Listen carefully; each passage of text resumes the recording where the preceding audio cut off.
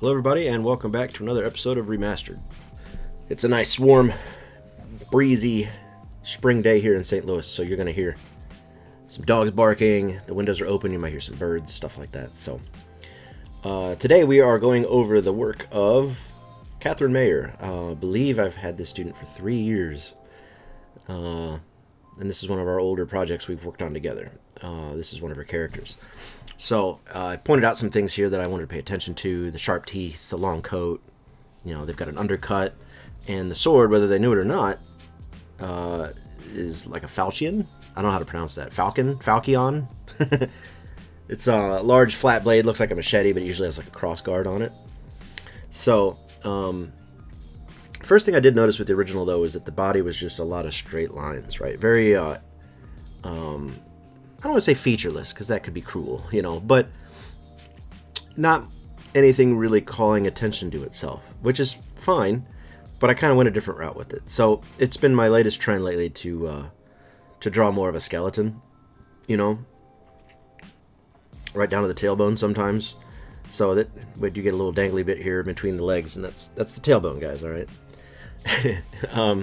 That more or less lets me know how far the crotch is going to go between the legs, basically. Right, so change the pose up a little bit, try to make it a little more proud. I definitely put a heavier camera angle on it as well. Did a little camera flip there to make sure I wasn't doing things lopsided. But I put the camera right around like the mid-thigh, right? So everything below there, you're seeing the top of the ellipse, and everything above there, we're seeing the underside of the ellipse, like underside of the jaw, underside of the rib cage, stuff like that, right? So from this point, I start adding a little more depth. Forearms, shoulders, midsection, thighs, stuff like that. Start attacking on muscle on top of the bones, right? You know, if there's a thigh gap, how much? If there's no thigh gap, is it because of the musculature, or is it the pants they're wearing, right? All little design cues you can think about while you're making it. Erasing some of the inconsequential stuff. I like drawing a middle line down the middle of the character. Kind of just keeps me oriented. I had the character's foot come up to hold the sword in place. I don't know if it works in the end, but whatever. I stuck with it. Right? I like drawing in little balls for shoulders and knees. And then I figured that was good enough, so here I come with the costume, right? Nice long overcoat with a hood. I felt like the original hood was a little too puffy. I felt like, I don't know, it could have been a puffy jacket. I could have gone that route, but I didn't. I could have done this 3 or 4 more times, but I'm telling myself not to spend hours on it like I did on the first episode of Remastered, right? I just spent my whole day on that. I really can't afford that right now. So I just did one. I can very easily see this character being a much heavier body type, and this coat being much puffier. But for whatever reason, I think this is my default. This is the direction I went, right? The skinnier character with more form-fitting clothes, so that we can call attention to parts that aren't form-fitting, right? The tail of the jacket sticks out, the cuffs on the boots stick out, and the hood sticks out, and stuff like that. And the jacket sort of bunches up near the shoulders, so those sort of details stand out to an otherwise just regular thin character, right? If everything's puffy, you got a puffy jacket, puffy pants, puffy boots, a big honking sword, then you sort of lose contrast, right? Everything's puffy. Everything's demanding your attention, right? You don't know what to pay attention to, because everything's like the equal level of thickness, I suppose, right? If everything's thick, anyway. There's contrast in all designs, right? Got a sweet V-neck. I love that. The camera angle's messing with me a little bit, so you're not going to see much of the hood, but it's sort of implied that there's a hood back there. Probably could have called more attention to it, but I think it works. I like the big blocky shoulders, so that's to come in next. Right? And then the obligatory wrinkled up jacket. There wasn't a lot of detail in the original jacket design. It was just a sleeved garment. So I threw in some lines on the shoulders, and I definitely gave it a cuff as well, whereas I think that's I don't know if you call it an inseam, but there's a seam running from the armpit on down, right? I'm going to add some pockets later. I don't know when I do that. I don't think it's next. This is running at I don't know, like 600% or something like that. This is a 45-minute recording that is boiled down to 10 minutes, 12 minutes, something like that. The original drawing also didn't have a belt. It just went from a one color shirt to like a color band in the middle to colored pants, right? So I decided to add a very stereotypical belt buckle and pants setup, right, with the fly and the pockets. Very normal, very unspecial, right? You'll see right here as I'm struggling with where the kneecap goes and the shape of the thigh. And then by the time I get to the boot, I'm like, wow, that shin is like 3 feet long. So I grabbed the background and pulled it up a little bit.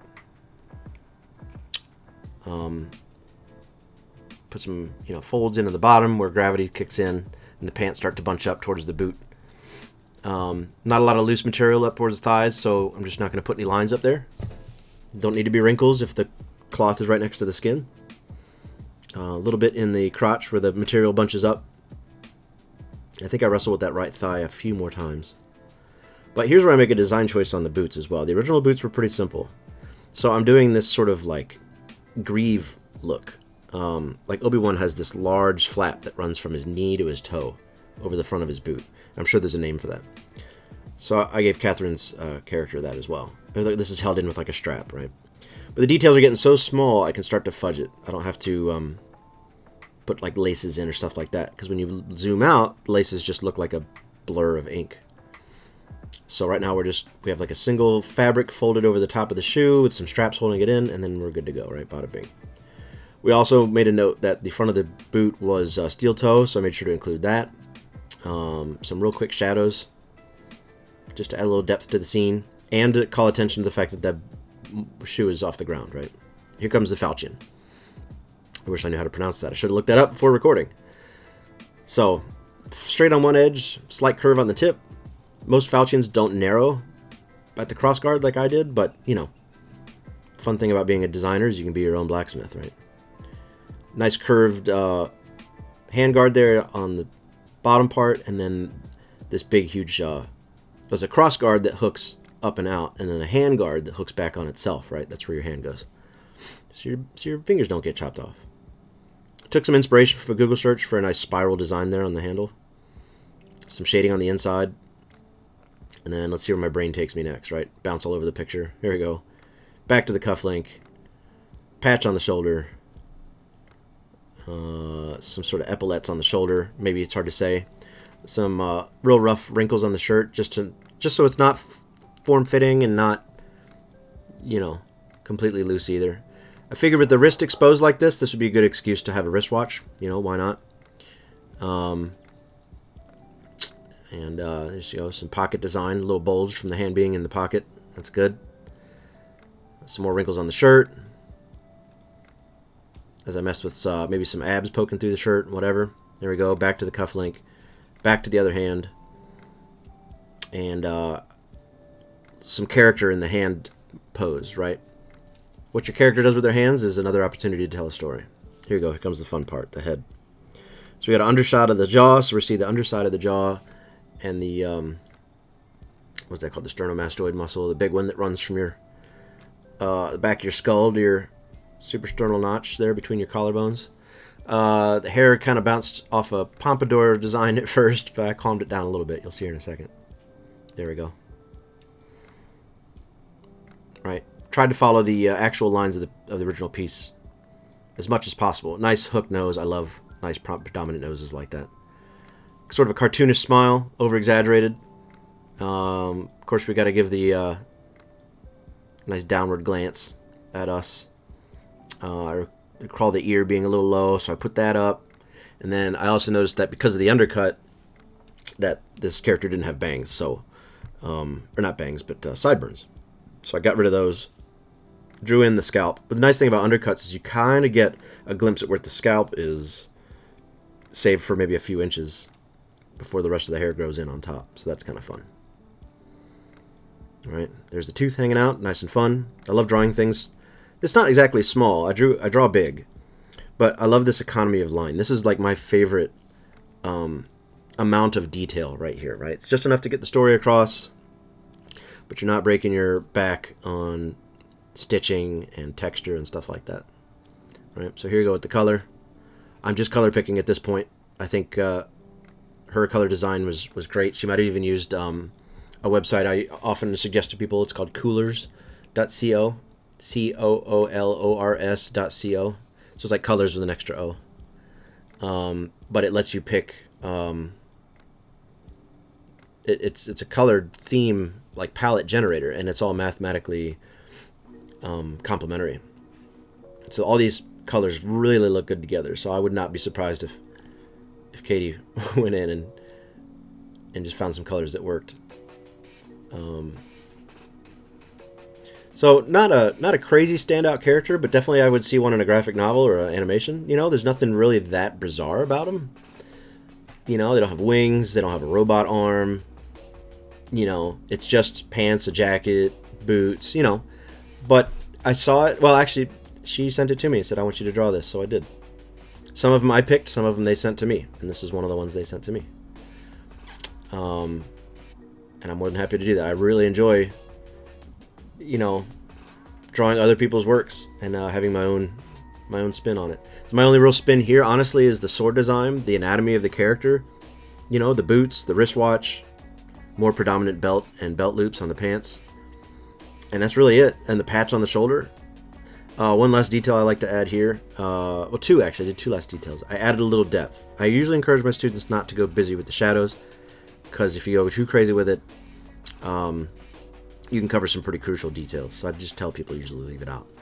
But it struck me, so I did it. So I'm just doing a very rudimentary pass on some shadows.